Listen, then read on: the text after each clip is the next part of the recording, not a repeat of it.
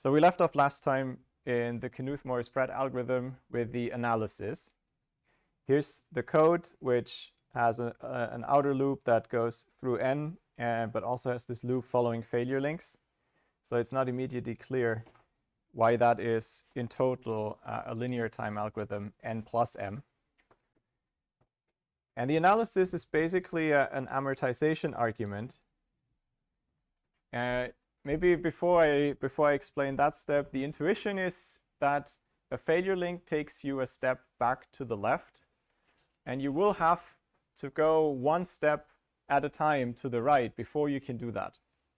So whenever you take a failure link, you have somehow paid for that earlier by moving to the right. A formal argument is a little nicer if you formulate it in terms of the variables in the program. First observation is that the failure link always takes you strictly to the left. The strict fail of j is strictly less than j, apart from the start state, which I guess technically doesn't have a failure link. And then in each iteration of this outer loop, one of two things happens. Either you advance the position in the text, if you're in this branch, or you follow a failure link, which intuitively shifts the pattern forwards.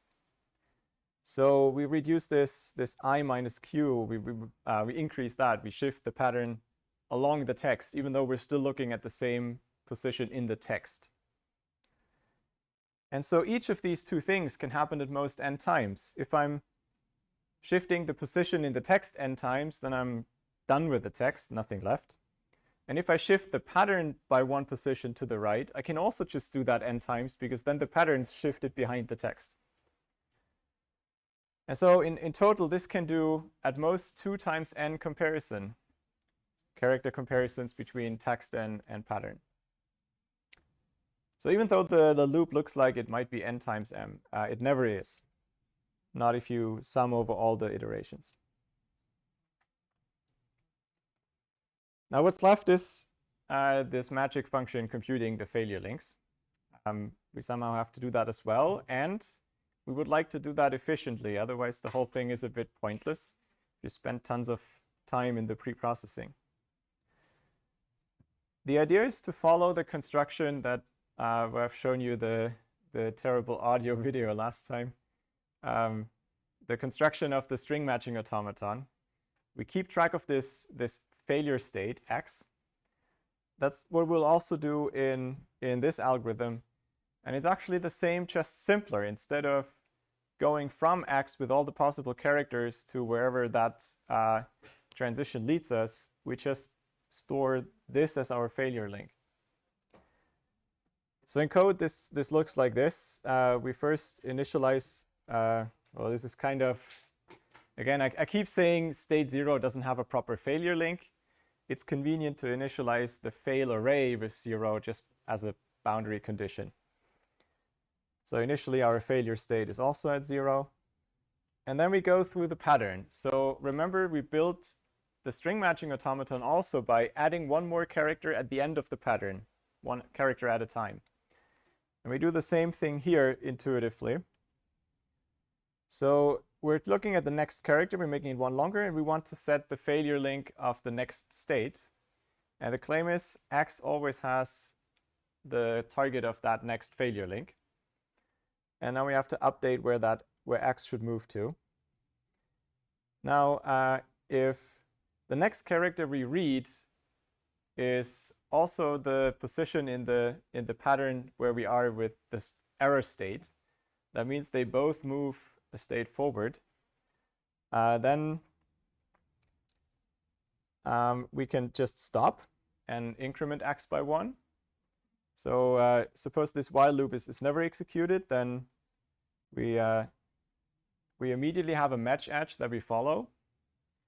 Otherwise, we might have to follow failure links. And so we now do this on the part of the automaton we already have computed. So we just follow the failure links. This is very much what we had on the previous slide here. Looks very much like this else branch.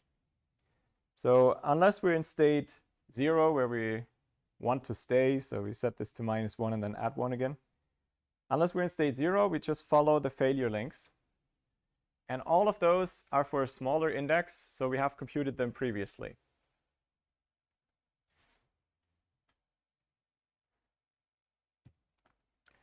So again, we have a code that smells like it might be expensive because we have an outer loop that runs m times. And we also have this inner loop where we could follow failure links. And again, it could be, in the worst case, we follow m failure links inside of this inner loop. So it smells, again, like m times m, somehow quadratic. But the same type of argument will show that it's not really m squared. Because again, you can only follow failure links back if you previously, one step at a time, moved forward. So the outer loop definitely has m iterations. That's prescribed by the for loop. And the while loop always makes x smaller. Each iteration.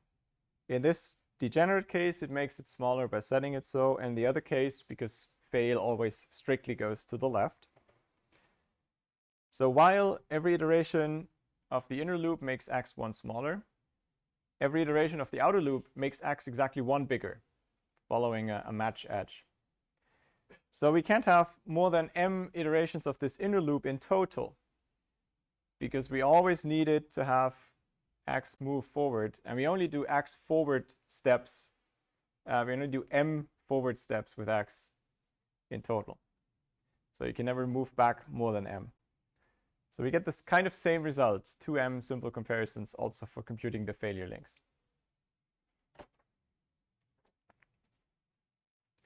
If you add this up, then we have 2n plus 2m, chronologically the other way around. First 2m for the pre-processing, then 2n for the matching part. Order of n plus m total time cost by counting the character comparisons. And of course, that's not possible to beat in the worst case, because you have to read the entire text and pattern. It's kind of clear that you can't find a pattern if you're not reading the pattern, and you can't find all patterns if you're not reading the entire text. You can't find all occurrences. So in that sense, the Knuth-Morris-Pratt algorithm has optimal worst case performance or optimal worst case complexity. I'm using complexity here in the sense of best possible theta class. So best possible order of growth, if you want. You can ask whether the 2n plus 2m, if the factor 2 can be improved. That's a different question, but we're mostly interested here in the order of growth. So it's optimal in the worst case, but it's important to say worst case. Keep that in mind.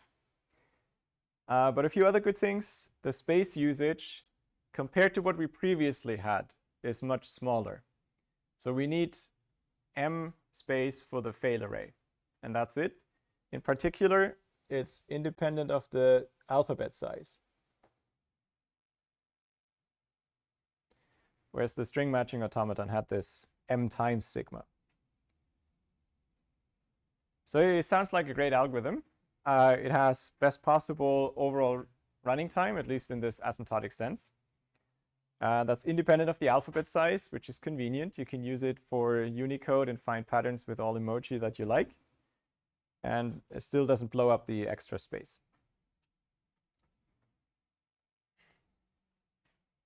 Questions on KMP?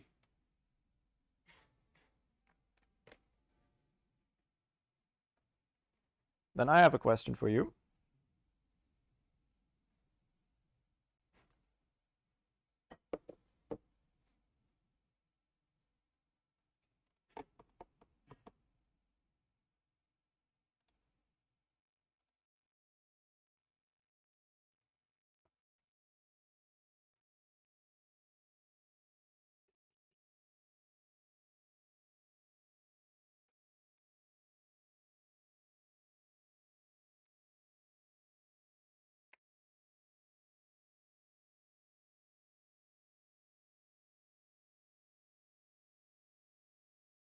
So we should get to roughly 50 at least for the judging from the attendance code.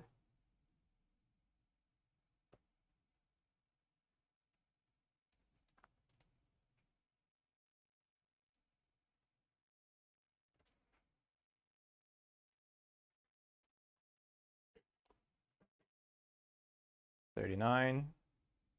7 more.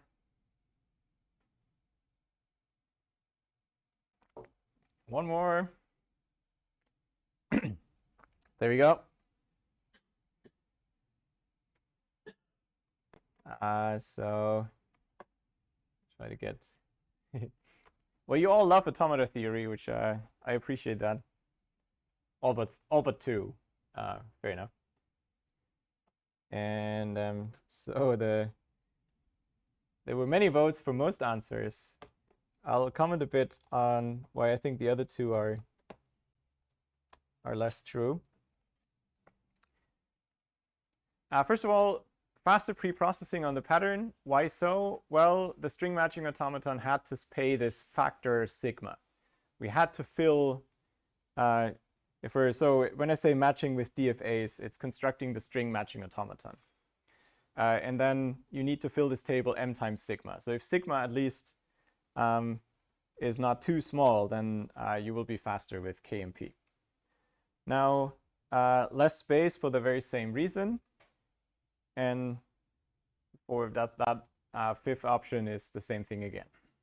Now, how about faster matching in the text? Now, it probably depends on how you formalize faster. Let me give you the answer for wall clock time. Usually, unless the alphabet is really obnoxiously big, and I think the Unicode size, a few 100,000 is still okay, as long as the table fits in cache, the string matching automaton won't be beaten easily, because it's really a single lookup, and then you go to the next character. KMP is not too far from that, but it has this factor of 2 in comparisons. At least, like, that's the best we could prove with our analysis, but I think this is also close to what it behaves like. So in a way, it's a little bit slower in the matching phase. But usually that's far outweighed by what you spend on preprocessing if the alphabet is not tiny. And the same for the 3rd. In a way, the string matching automaton doesn't really do character comparisons, so it's kind of a trick question if you want. It does 0. But even if you count following an arc by the character, it uses exactly n. And KMP, at least on some examples, uses 2n. Okay. Before we close this and leave KMP behind for the moment, I want to point out something. So it's both a nuisance, but also just shows you how widely this is used.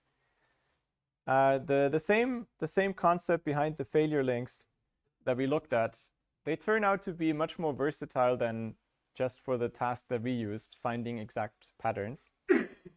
So people used something with a slightly different name, the prefix function, which really is the same thing.